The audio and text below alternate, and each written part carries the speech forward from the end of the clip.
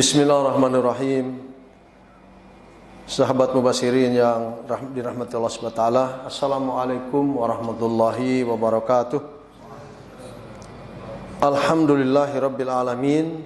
Wassalatu wassalamu ala asyrafil anbiya'i wal mursalin.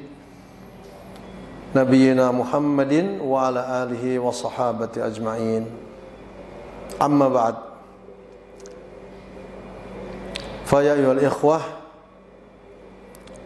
ittaqullaha haqqa taqwa waf'alul khaira la'allakum tuflihun.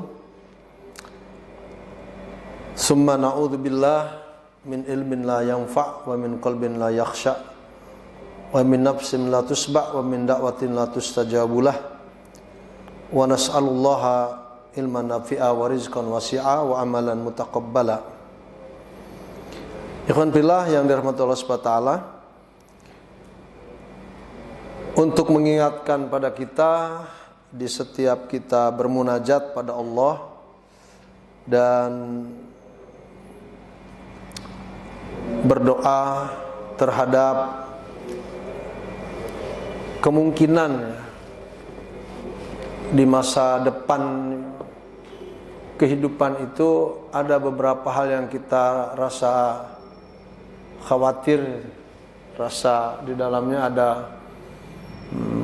kegelisahan jiwa kita.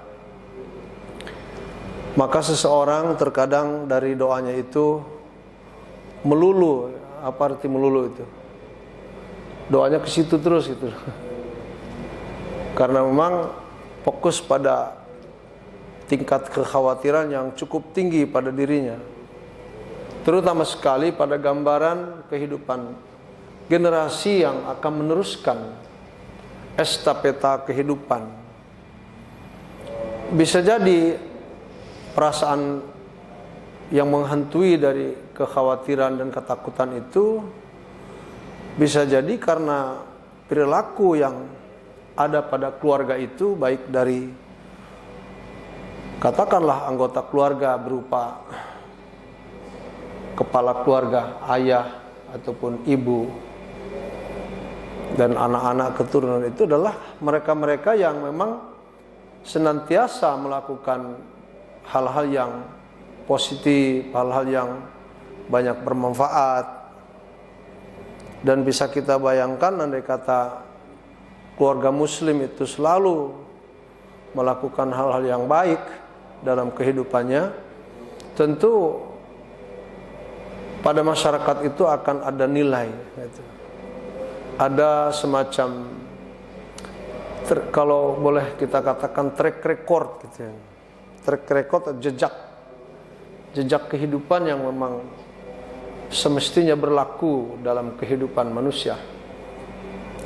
Maka wajar seseorang ketika itu dirasuki rasa kekhawatiran, jika dia sudah meninggal kelak, apakah ada generasinya akan meneruskan kebaikan itu?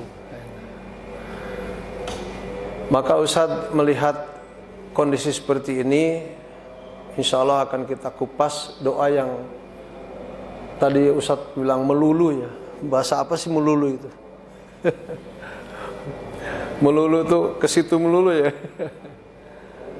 Selain doa sapu jagat yang memang itu doa andalan semua orang, dan tidak akan pernah merasa bosan mengumandangkan doa itu, bahkan itu merupakan sunnah saat kita tawaf, apalagi dari rukun Yamani kepada rukun Hajar Aswad, itu berlari kecil kita, di situ diperbanyak doa, orang bilang sapu jagat.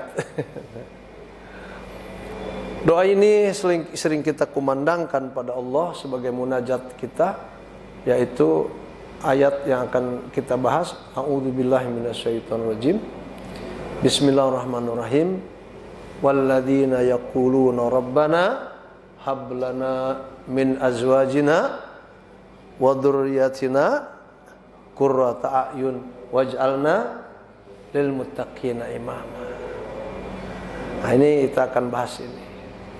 Jadi ini doa di samping doa sapu jagat Pak Oke ya. Nah inilah rasa gelisahnya kita kekhawatiran kita akan generasi yang akan meneruskan estafeta kehidupan kita ke depan. Karena kita hari ini sadar betul apa yang kita lakukan dari kebaikan itu, pertama mungkin belum banyak, kedua mungkin belum istiqomah melakukan kebaikan. Jika terputus oleh kematian seseorang lalu tidak ada yang bisa melanjutkan kebaikan ini, dia rasa akan rugi di akhirat, karena tidak ada apa? Tidak ada COD nanti ke akhirat. COD itu apa COD? Barang yang dipesan ya, yang dibayar di rumah itu.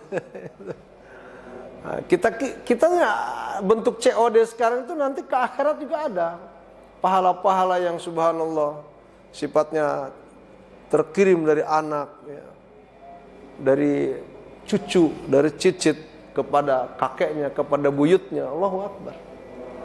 Nah, ini kita harapkan betul akan terjadinya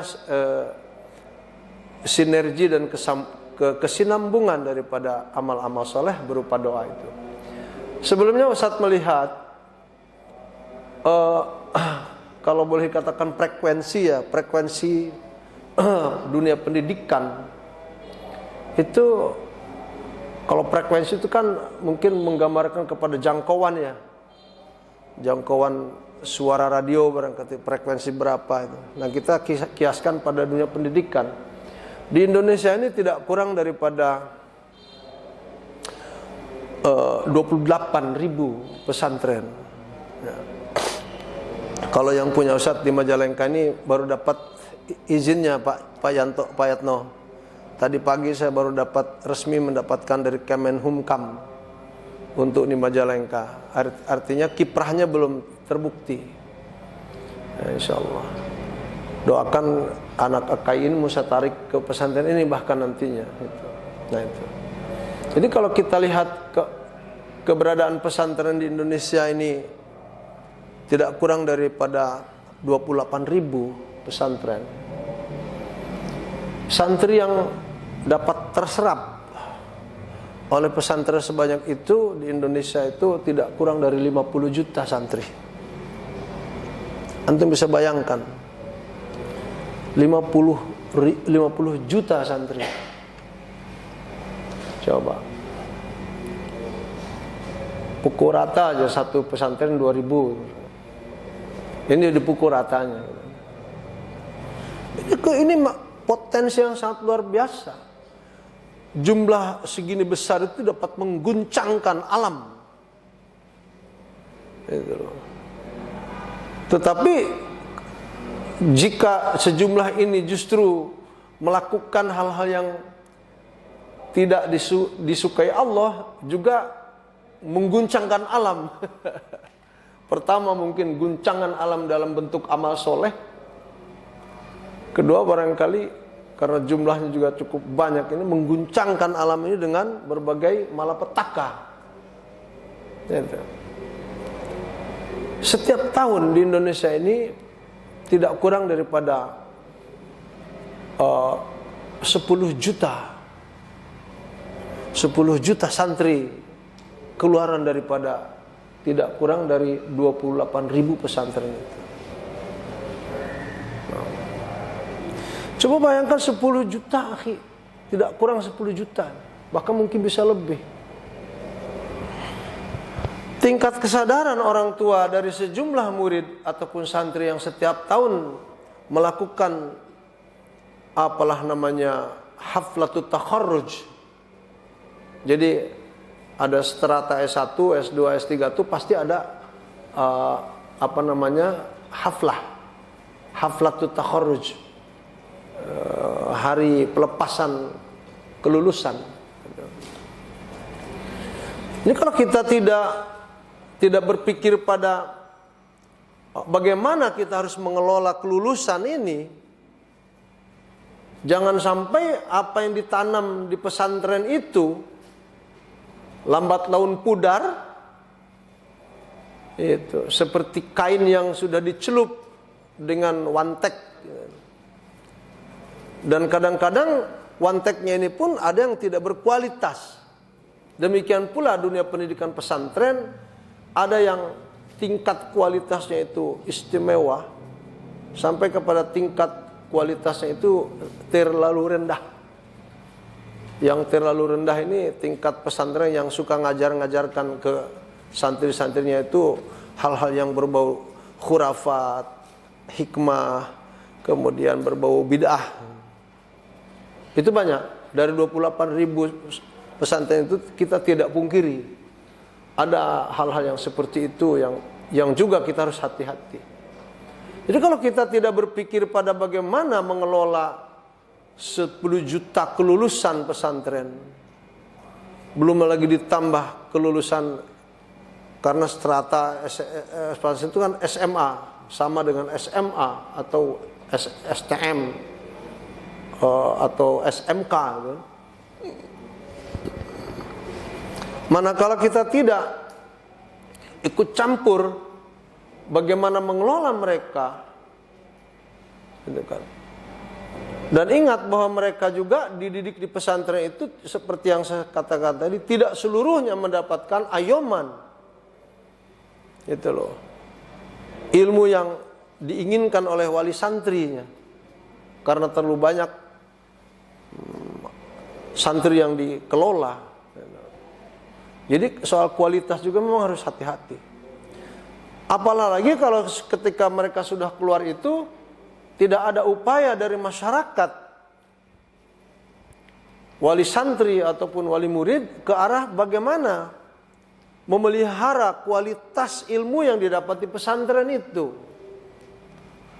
Nah, ini harapan saya ke depan bagi bapak-bapak yang memang anak-anaknya di pesantren itu mencoba untuk menjaga ilmu yang didapat di pesantren lalu dikembangkan.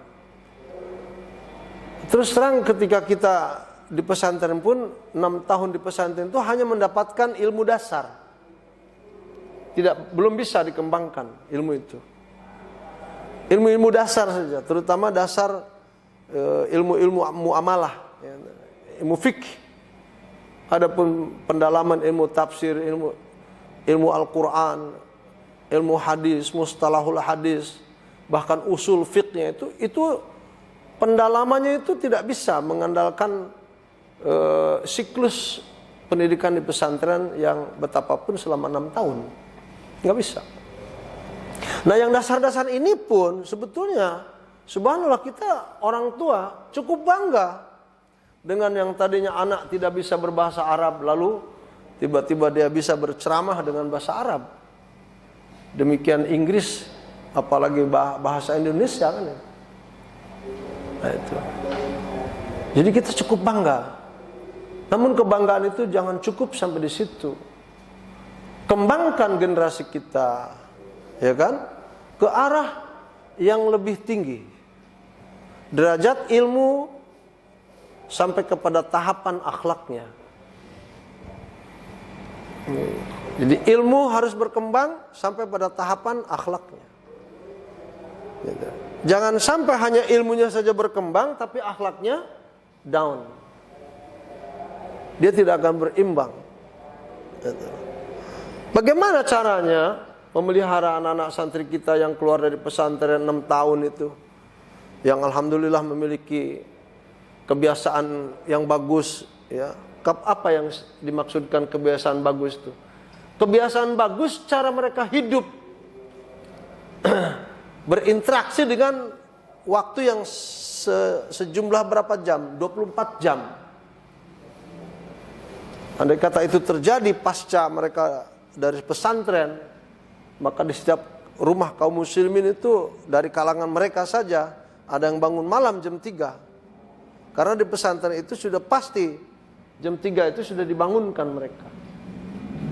Kalau itu menjadi rutinitas di pondok pesantren lalu diterapkan di rumah tangganya, rumah tangga itu insya Allah menghadirkan cahaya di mana-mana anak santri itu berada. Gitu. Jadi kita harus mencoba untuk menjaga mereka. Nah, lebih daripada itu, cara penjagaan itu ikhwan, tolong agama itu tidak cukup kita kaji dan kita gali di negeri kita sendiri. Tidak cukup. Dan kita harus sadar betul bahwa pusat agama Islam ini bukan di Indonesia. Pusat agama Islam pertama itu setelah hijrah dari Madinah itu adanya di Baghdad, lalu berkembang ke Mesir, lalu berkembang ke Spanyol, sehingga melahirkan begitu banyak ulama-ulama besar. Ya kan? Memang pada saat itu juga di era abad ke-7 atau ke-6 itu sudah ada yang ke sini dalam ekspansi dakwahnya. Tapi persoalan tamadun keilmuan ataupun ilmiah tidak semaju yang kita jumpai dalam sejarah ketika dakwah itu dilakukan sampai pada tingkat pencetak atau mencetak alim ulama. Namun pun demikian kita tidak kita pungkiri bahwa keutamaan ilmu di negeri ini pun subhanallahil adzim, luar biasa. Tapi alangkah baiknya cara menjaga generasi kita itu kita kirim ke negara-negara yang subhanallahil adzim memang bahasa baku mereka itu bahasa ilmiah yang dibutuhkan, bahasa Arab. Karena keseharian 6 tahun di pesantren itu akan ada semacam sibghah itu celupan pada dirinya, baik pada ilmu agama ataupun ilmu umum, itu pasti. Nah, dengan cara begitu ikhwan, kita ada harapan. Apa yang menjadi harapannya? Yang menjadi harapannya adalah sesuai dengan doa kita tadi. A'udzubillahi minasyaitonirrajim. Rabbana hablana min azwajina wa dzurriyyatina qurrata a'yun waj'alna lil muttaqina imama. Itu. Nah, ini sebagian cara sebetulnya untuk agar kita ini merasa memiliki generasi yang dari pertama mereka kirim ke dunia, katakanlah pesantren, sampai mereka mampu menyampaikan ilmu-ilmu agama yang mereka kaji di pesantren itu, maka ini merupakan tugas kita untuk membimbingnya. Nah, dan ini doa merupakan doa yang senantiasa kita harapkan pada Allah Subhanahu wa taala, ya kan? Terhadap generasi kita yang akan meneruskan estafeta kehidupan. Maka tafsirnya ikhwan, tafsir daripada walladzina yaquluna rabbana hablana min azwajina wa dzurriyyatina qurrata a'yun itu, ini surat yang ke-74 dari surat Al-Furqan, ya. Yaitu yakni alladzina yas'alunallaha an yukhrija min aslabihim wa dzurriyyatihim man, nah itu yuti'uhu wa ya'buduhu wahdahu la syarikalah. Munajat ini, doa ini adalah rasa sebetulnya. Doa itu kan rasa kita, rasa takut, rasa khawatir, rasa jangan-jangan, kalau gitu kan. Ini rasa kita kepada generasi yang akan meneruskan kehidupan kita. Mereka kita harapkan supaya dapat melangsungkan kebaikan yang selama ini kita kerjakan. Maka dalam doa kita, yaitu orang-orang yang selalu memohon pada Allah, yas'alunallaha, memohon pada Allah, an yukhrija, agar Allah Subhanahu wa taala terus menciptakan dari pasangan-pasangan hidup kita ini apa? Min aslabihim, dari tulang sulbi laki-laki itu, dzurriyyatihim, keturunan mereka. Kalau keturunan sudah jelas ya, dari anak, cucu, cicit sampai ke sana. Nggak mungkin kalau keturunan itu ke atas, ya. Keturunan itu ke bawah. Kalau ke atas asal usul seperti ilmu faraid, gitu. Mereka lah yang selalu memohon pada Allah dalam kondisi seperti yang saya katakan tadi dalam prolog, yaitu orang-orang yang selalu meminta terus pada Allah agar diberikan pada mereka itu keturunan-keturunan man yang mereka itu yuti'uhu, selalu mentaati Allah. Ya kan? Wa ya'buduhu, dan menyembah terus Allah. Wahdahu la syarikalah, tanpa disertai dengan unsur kesyirikan pada ibadah itu dan pada ketaatan itu. Nah, inilah kita. Bahkan kita betapa kecewanya ketika menjumpai salah satu anak kita dari 6 aja anak kita semisal. Satu saja ada yang tidak sesuai dengan doa kita itu. Bagaimana rasanya, kan gitu. Maka kepada anak yang tidak sesuai dengan doa kita itu, malah jangan kita lebih menjauhinya. Malah harus lebih dekat dan lebih sayang kepada yang seperti itu. Itu. Karena apa? Karena kita selalu ingin semua anggota keluarga kita itu seperti kita sebagai orang tuanya. Yaitu tadi dengan notabene, catatannya orang tuanya yang taat dan beribadah pada Allah, kan gitu. Tapi kalau orang tuanya juga naudzubillah min dzalik melakukan sesuatu yang tidak senonoh, itu bahkan ingin perbuatan kotornya itu dilakukan oleh anak generasinya, oh anak boleh menolak, kan gitu. Malah nanti kesolehan adanya di pihak anak, di duriyahnya, kan gitu. Tapi kalau dari hulu soleh, lalu keinginan hulu kepada hilirnya soleh, nah inilah doa kita. Perasaan kita akan terus ke bawah untuk supaya kebaikan ini senantiasa ada mata rantai yang tidak terputus. Itu. Menyembah Allah dan mengesahkan Allah Subhanahu wa ta'ala.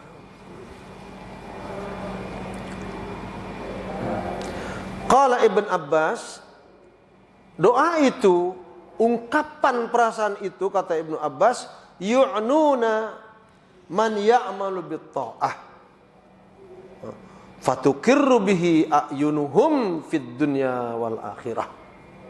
Doa itu dimaksudkan adalah untuk apa? Untuk supaya generasi ke depan itu sanggup akan, itu kalau ke depan itu kan akan, generasi ke depan itu akan sanggup ya'mal, melakukan ketaatan bit-ta'ah. Gitu loh. Dan soal taat ini yang diinginkan oleh hulu tadi, keluarga ya, yang dikatakan hulu itu kan boleh kakek, boleh ayah, itu kan kepala keluarga ini, ketaatan yang sesungguhnya, ketaatan yang di situ tidak dibuat-buat, ketaatan yang sifatnya mudawamah ala amalil khair, terus menerus dalam perbuatan yang baik. Agar apa ketaatan itu dilakukan seperti tadi? Agar ada dampak positif atau impact. Ada impact pada diri seseorang dan keluarganya itu, fatukirru bihi a'yunuhum. Maka saat mereka memperhatikan, melihat di depan mata mereka itu generasi yang sudah sesuai dengan munajatnya tadi, dengan doanya tadi, dengan hasil kerja kerasnya menjaga mereka, subhanal azim, fatukirru a'yunuhum. Mata mereka sejuk saat memandangnya. Mata batin di dalam tenang, damai. Aku telah berhasil menciptakan generasi yang aku inginkan. Maka terlahir lagi besok dalam munajatnya, Rabbana hablana min azwajina wa dzurriyyatina qurrata a'yun waj'alna lil muttaqina imama. Dan dia merasa bahwa dirinya itu sudah menjadi imam bagi siapa? Bagi anak-anaknya yang sudah bertakwa pada Allah Subhanahu wa taala. Bangga enggak Pak kalau kita sudah jadi imam dari orang-orang yang bertakwa? Oh, bukan bangga lagi. Cita-cita semua orang. Cita-cita semua orang. Bahkan penjahat sekalipun dalam hati sanubari itu ingin menjadi pimpinan keluarga yang baiknya. Namun penjahat itu terkadang lebih mengedepankan urusan-urusan hawa nafsu yang buruknya ketimbang desakan ketaatannya gitu. Hati yang dalam itu ingin penjahat, pencuri, perampok, pembunuh, apalah itu koruptor itu ingin dalam hatinya itu. Makanya dulu Ustadz sampaikan ada koruptor yang tiba-tiba umrah kan itu mengkorup 5M habis 500 juta sisanya 4,5. Dibilang ke istrinya, tenang kita pulang masih ada sisa uang. Itu bukti bahwa hati manusia itu tidak bisa dibohongi. Fitrahnya itu fitrah kebaikan.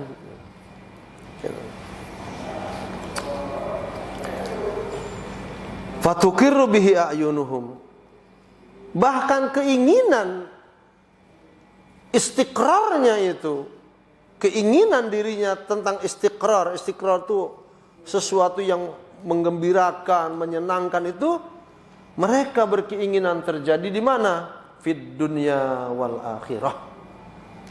Kejadiannya itu ingin dirasakan di dunia sebelum kedamaian, ketenteraman itu dirasakan di akhirat kelak sebagai bentuk kesuksesan dia mendidik diri keluarganya dalam ketaatan terhadap Allah Subhanahu wa taala. Bahkan Ikrimah mengatakan perasaan yang terungkap dengan lantunan doa dan munajat berupa tadi doa itu, apa kata Ikrimah? Lam yuridu bidzalika sabahan atau sabahatan wala jamala, walakin aradu an yakunu muti'in. Allahu akbar. Orang tua yang mendidik dengan kesadaran terhadap kelangsungan yang akan diharapkan bisa sama dengan dirinya, amal-amal soleh, ketampanan, kecantikan itu bukan tujuan. Itu loh. Jadi untuk apalah maknanya kecantikan dan ketampanan itu kalau tidak sesuai dengan apa yang diinginkannya, gitu loh. Tetapi justru di samping cantik dan tampannya keturunan kita itu gagah perkasanya, apalagi sekarang gagah perkasa mereka dibina dengan apa, olahraga apa tuh? Gym ya. Sampai keluar otot-otot mereka itu. Muda yang mempersiapkan dirinya dan kekuatan itu biar musuh itu gentar melihat mereka itu. Apatah lagi kalau sudah fisik mereka kuat, wajah mereka tampan, cantik rupawan, akhlaknya luar biasa. Muti'in, ini yang menjadi harapan kita sebagai pendidik gitu. Yang taat-taat, muti'in itu yang taat-taat pada Allah Subhanahu wa taala. Allahu akbar. Masih di sekitar pendapat para alim ulama di sekitar ini, qala Hasan al-Basri wa qala al-Hasan al-Basri. Hasan al-Basri ini adalah ulama besar Baghdad ya. Wa su'ila an hadhil ayah, ketika beliau ditanya tentang ayat tadi yaitu Rabbana hablana min azwajina sampai akhir, faqala, beliau menjawab, an yarallahu al-abda al-muslima min zawjatihi. Dia memaknakan pertanyaan itu berupa jawabannya dimaknakan oleh Hasan al-Basri, an yarallahu al-abda al-muslima min zawjatihi. Allah ingin, itu sampai dimaknakan oleh Hasan al-Basri. Dengan munajat doa tadi, Allah ingin melihat dari hambanya yang beragama Islam itu, yang muslim itu, ingin melihat dan ingin memperhatikan pada Allah. Maha melihat, Allah maha memperhatikan kita. Min zaujatihi, dari pasangan-pasangan hidupnya, wa min akhihi, dan dari saudara-saudaranya, wa min hamimihi, dan dari teman-temannya, ta'atallahi.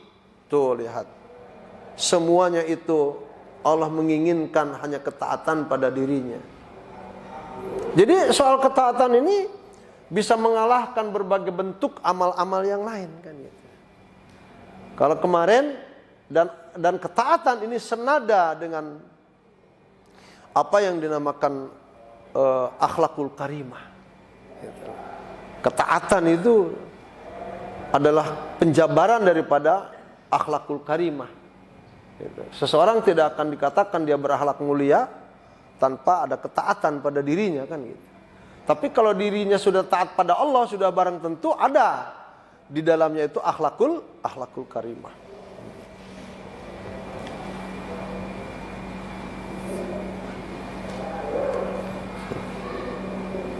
Bahkan kata Al Hasan Al Basri, la wallahi ma syai'un aqarra li ainil muslim min an yara waladan aw waladu waladin aw akhan aw hamima muti'an lillahi azza wajal. Demi Allah, tidak ada yang lebih menentamkan hati mereka. Kalau hati sudah tentram, mata pun ikut nyaman itu. Demi Allah, tidak ada yang dapat bisa menenteramkan hati mereka dari saat mereka melihat putra-putranya, waladu waladin di sini cucu-cucunya, Allahu Akbar, atau saudara-saudaranya, atau teman-temannya, semuanya dalam ketaatan pada Allah. Semuanya memaknakan pada taat. Ya, indah betul lah. Gitu kan. Maka Rasul mengatakan, almar'u ala dini khalilih. Seseorang hamba Allah itu soal agamanya, Pak, tergantung agama temannya. Maka di sini hukmul mujalasah itu penting. Bagaimana hukum mencari teman duduk itu paling penting. Lah kalau kita duduknya dengan orang-orang yang suka mabok-mabokan, itu ya, kalau kita punya iman seperti Hasan Al-Banna ketika beliau berdakwah kepada pemabuk, kan gitu. Nah kalau enggak, kita akan terbawa ikut mabuk, kan gitu. Kalau kita duduknya dengan tukang main ceki, main remi, main domino, apalagi dengan uang. Sekali lagi, soal ukuran keimanan tidak sekuat yang diharapkan, bisa kita ke bawah arus, kan gitu. Gitu loh. Makanya dalam hal ini Allah SWT menginginkan untuk kita semuanya melalui lisan Nabi kita Muhammad SAW bahwa tolong dicari teman dudukmu itu yang baik-baik. Saya yakin dan betul-betul 100% bahkan lebih percaya kepada Allah SWT tentang kawan-kawan yang di masjid ini adalah ahsanul mujalasatina. Ahsanu mujalasatina. Orang-orang yang dipilih oleh Allah SWT untuk saling menjadi teman duduknya. Betul enggak? Dan kita tidak akan rela tiba-tiba dari maghrib ke isya duduk kita di mana? Di perempatan-perempatan jalan, di pertigaan-pertigaan jalan, sambil melihat apa? Sambil melihat sesuatu yang diharamkan Allah. Membuang-buang waktu istilahnya, gitu kan. Dengan obrolan-obrolan kesana kemari yang tidak penting. Nah ini. Ya. Dan tadi ditegaskan Rasulullah SAW, seseorang itu agamanya tergantung agama temannya. Andai kata agama temannya ini baik, maka dia akan ketularan baiknya. Dan jika tidak, maka dia akan sebaliknya. Dan Rasul pun pernah mengisahkan tentang persahabatan ini, dianalogikan kepada seseorang yang menjual apa Pak Oke? Menjual kalau di depan masjid, depan Bab Malik Abdul Aziz itu, baru kita keluar saja dari Bab Malik Abdul Aziz atau Bab Malik Pahad atau Babu Salam, di situ sudah harum-haruman itu menyengat.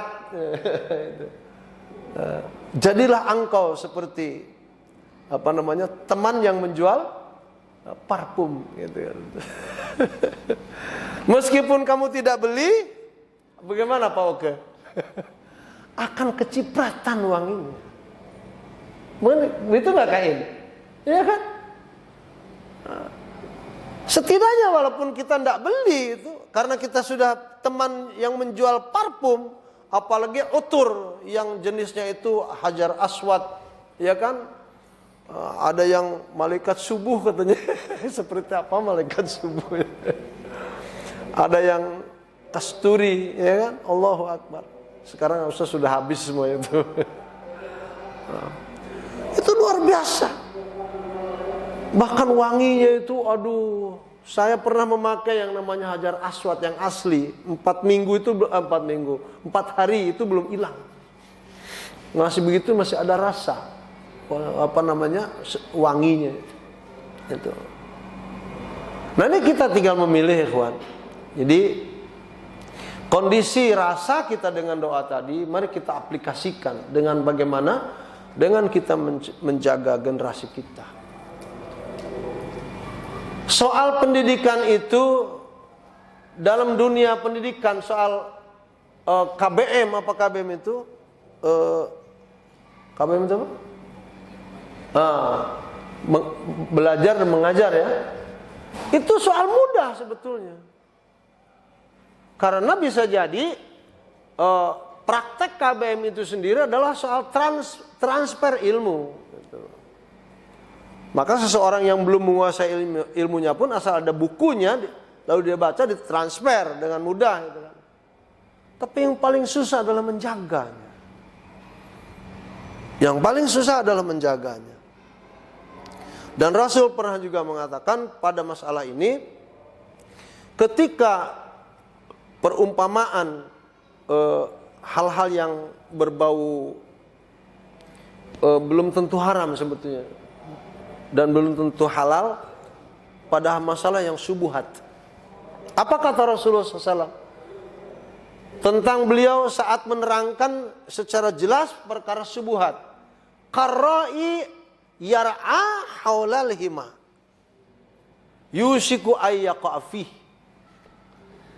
Itu barang-barang yang syubhat itu persis seperti seseorang yang mengembala kambing, tapi dia mengembala kambingnya itu di tepi daripada tanaman-tanaman petani. Hampir tidak ada jarak antara tanaman petani dengan hewannya itu. Yusiku ayyaqafih. Dikhawatirkan kambing-kambing yang digembala itu tiba-tiba ngeranjah apa? Tanaman-tanaman petani itu. Itu yang dinamakan subuhat. Nah, kita dengan hal-hal subuhat saja harus merasa takut.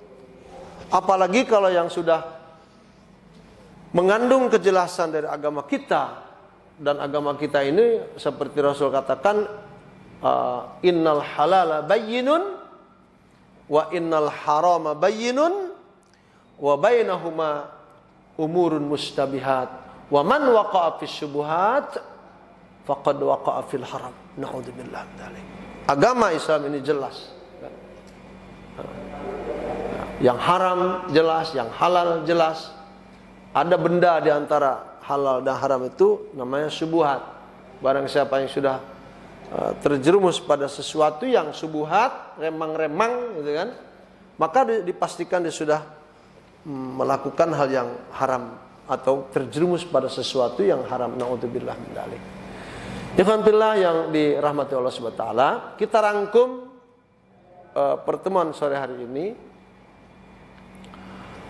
Kalau kita peduli dengan rasa kita terhadap generasi kita, dengan munajat dan doa ini, maka Ustadz Umar menitipkan secara moral itu, menitipkan moral kepada ikhwan-ikhwan, langgengkan doa ini,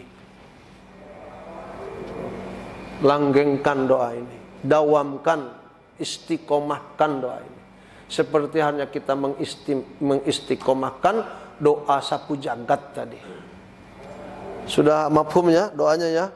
Ya, Rabbana hablana min azwajina wa dzurriyyatina qurrata a'yun waj'alna lil muttaqina imama. Mengapa kita harus dawam berdoa dengan doa ini, munajat ini?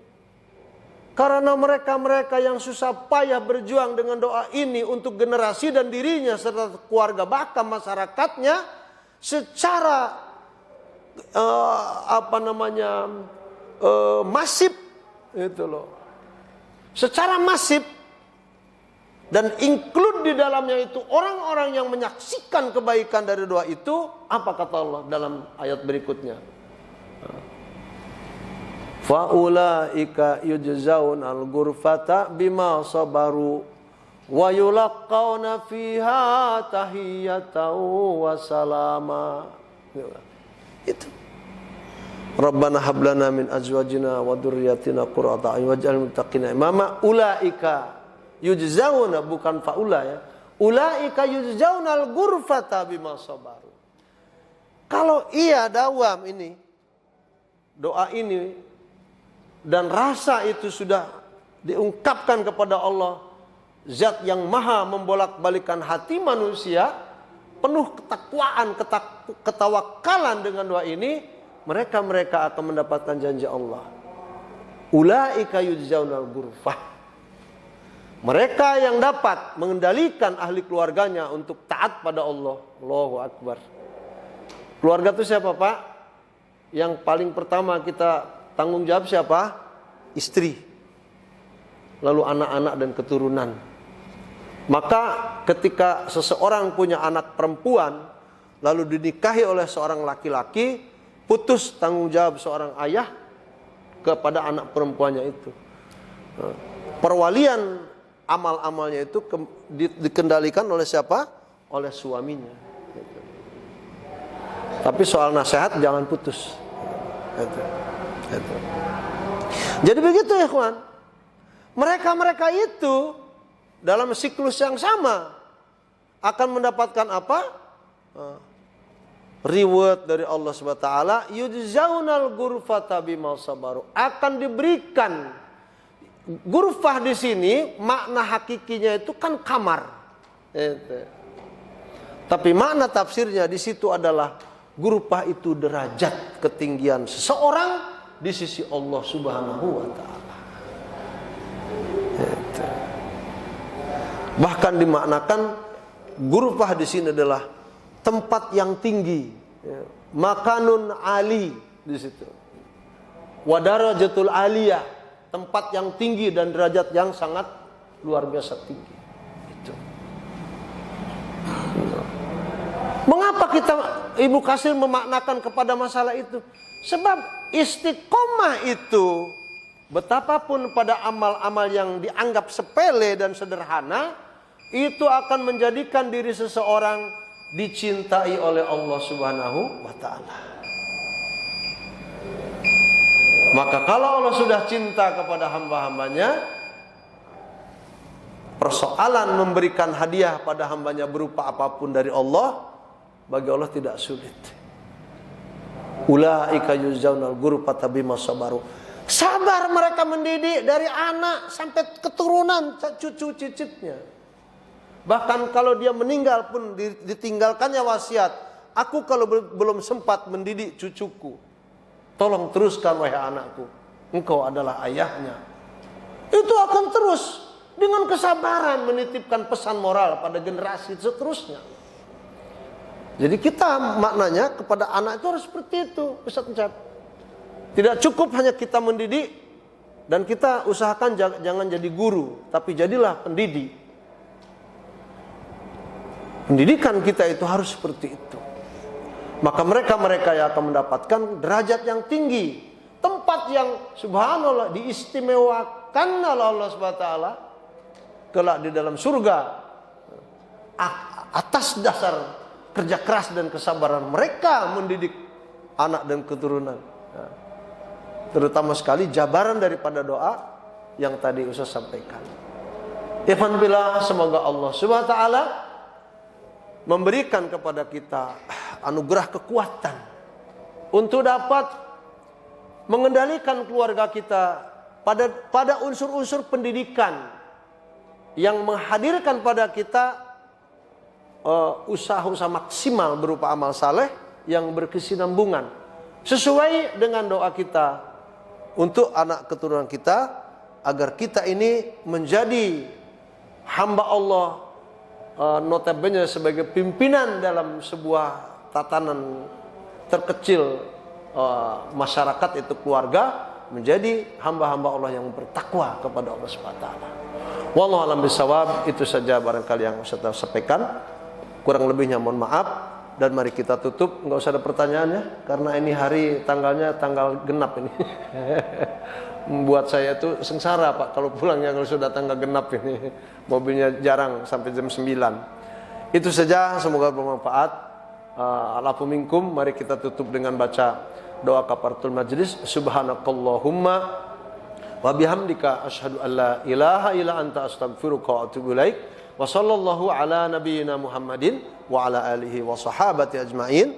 Walhamdulillahi rabbil alamin. Assalamualaikum warahmatullahi wabarakatuh.